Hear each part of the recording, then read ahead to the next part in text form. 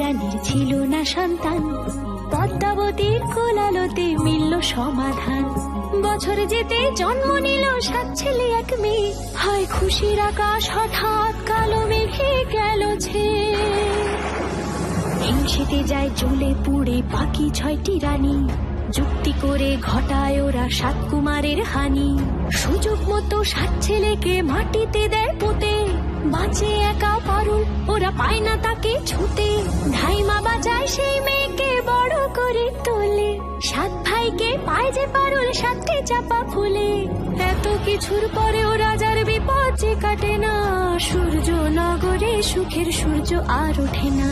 হিংসা বিবাদ বিচ্ছেদ আর প্রেমের কাহিনীতে পারুল বোন কি পারবে 7 ভাই চম্পাকে জাগাতে।